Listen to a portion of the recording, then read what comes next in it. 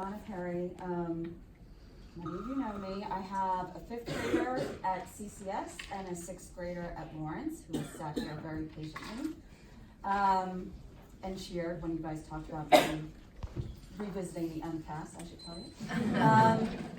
Anyway, I tried to sit down and write my thoughts down today, and what I came up with was, it just kept popping into my head, was the scene in The Pink Panther, starring Steve Martin, and I think that came out like back in 2006, and he plays this zany inspector, and I don't know if anyone's seen that movie, but there's this really funny scene where he's driving his smart car, and he's trying to parallel park it in this like enormous space, and he slides into the space and then of course smashes into the car behind him and then pulls up like the 40 feet of dead air in front of him and smashes into the car in front of him, and then he's very seriously going back and forth and the camera pans out and you just see him for 30 seconds smashing the car behind him and smashing the car in front of him.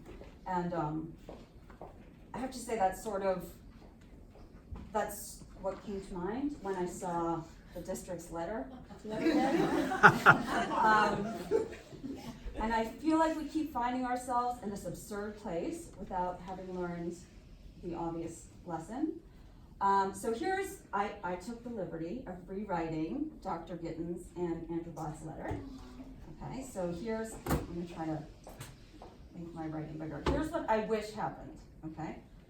I wish that they reached out to the teachers first and wrote them a letter, or even had a conversation that said, what you did took a lot of courage, and while we may not agree with every point and our vantage points are different, we all share a dedication to our children, and we value what you do and would love the opportunity to sit down and talk. We didn't realize things were so bad for you, and we'd love to hear more so that we can ensure we understand the issues and what comes next. And then they would have taken the time to write a letter to us, the parents, and that would have said something like, hey, well, you wouldn't have said hey, I suppose. We regretfully didn't know things were so bad for our beloved teachers, and clearly we need to do a better job communicating.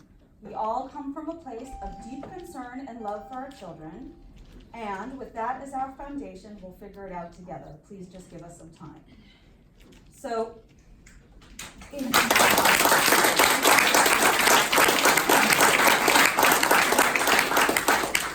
in our district, we obsessively measure curriculums in blocks and minutes, and I wonder, over the past year, how many blocks or minutes are set aside on a monthly basis to talk with our teachers, exchange ideas with our teachers, listen to our teachers, and build relationships with our teachers.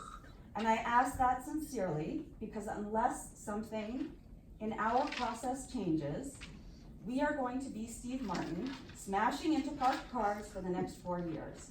Except the cars are our teachers and the collateral damage are our children.